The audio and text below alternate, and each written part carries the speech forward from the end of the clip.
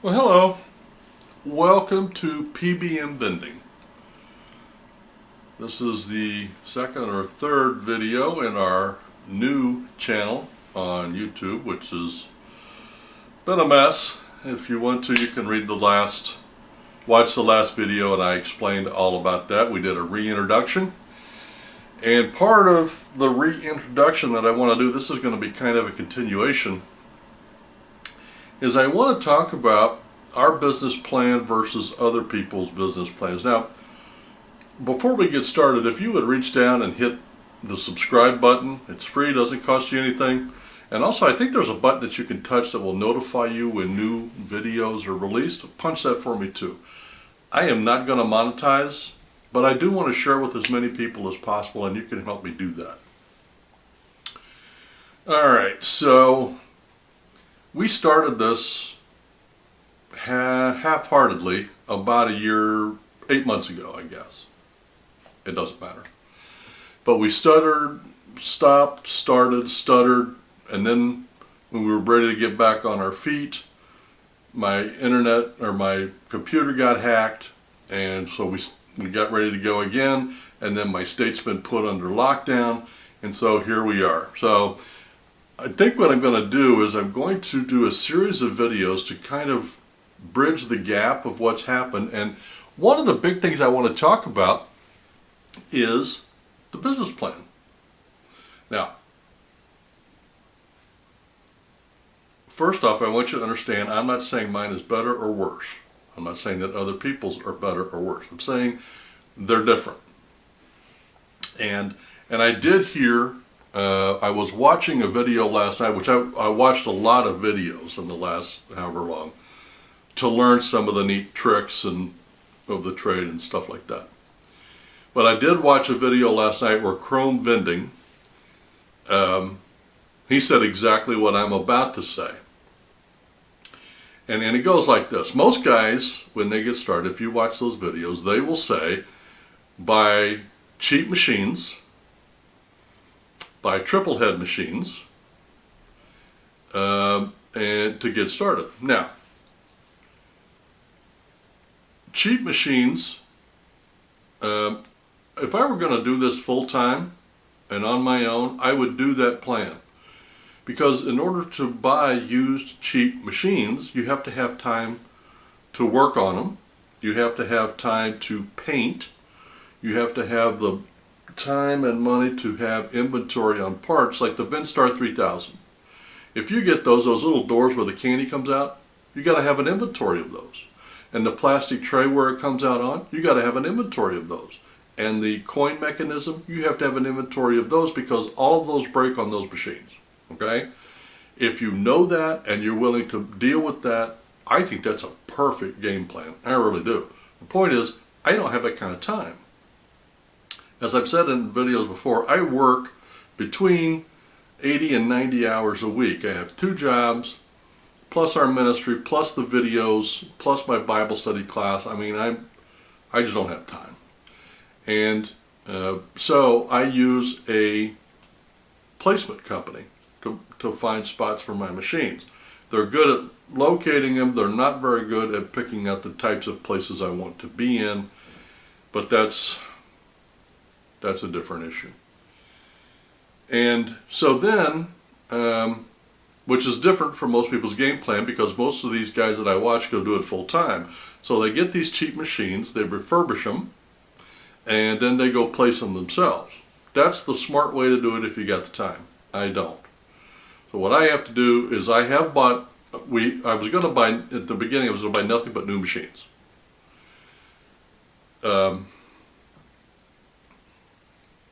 Which I have changed that. We are going to try to intersperse used machines. I've got some used machines here, but the machines that I've got are metal. They are good quality machines, and they are still operational and functional. I don't have to fool with them. All the thing I have to do is to clean them up, and I believe it or not, I just don't have the time to tear them apart and clean them up and put them back together. So they're still sitting here. But that's going to have to happen eventually. And then they use triple heads to put in all of the accounts that they get.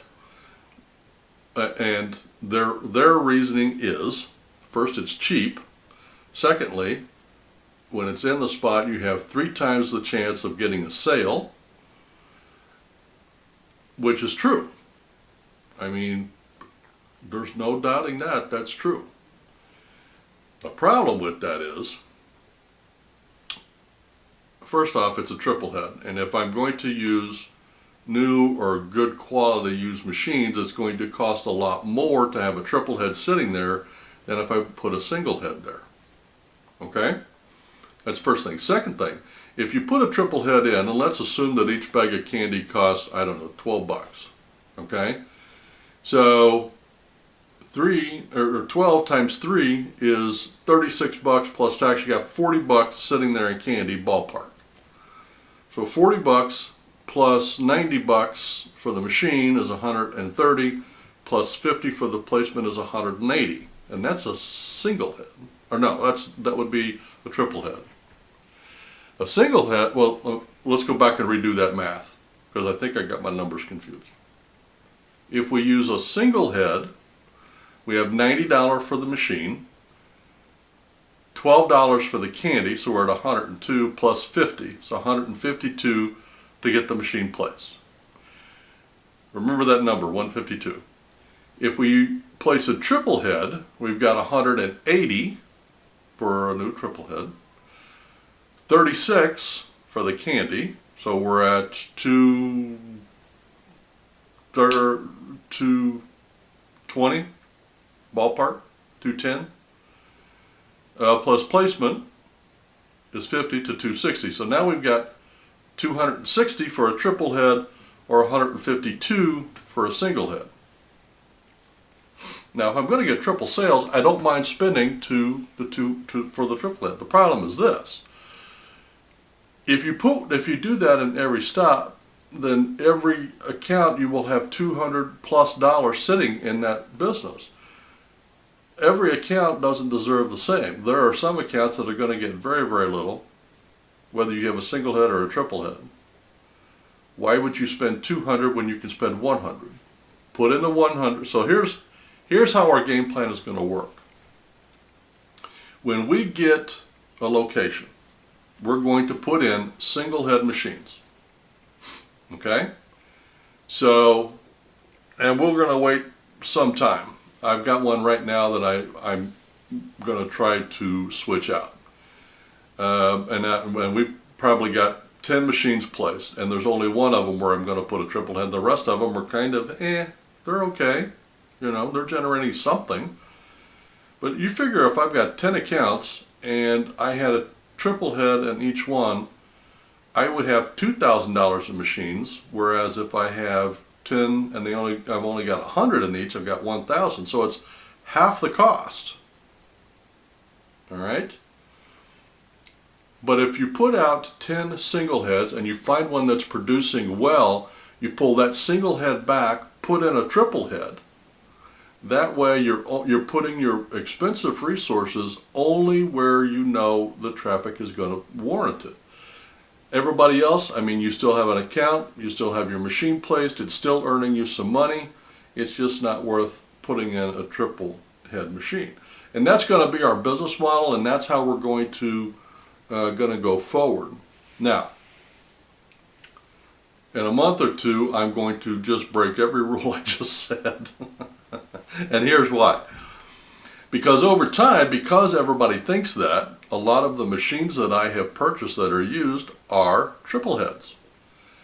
And I picked them up mostly for about $100. So these triple heads basically cost me the same as a new single head. But I've been saving them back for that exact same purpose, but now I've got I got 5 triple heads sitting here ready to go. So I'm going to, for a month or two, I'm going to place these triple heads. And in the meantime, I'm going to get back on my machine buying thing. At one point, I had about 15 machines here waiting to go, and I just decided, I think I just want to take a pause, place most of the machines that I've got and then start over. And I'm to that point. We've got 4 that are getting ready to go whenever we're out of lockdown. We have 4 single heads ready to go, which, by the way, I'm doing an experiment. When I got my last machine, I bought a gumball machine, but I had them put in a 50-cent thing just for an experiment. So I'm going to take that machine and I'm going to put it in just a random account, because I've got gumball machines with gumballs in some other locations, and just as an experiment, I want to see if that makes a difference or not.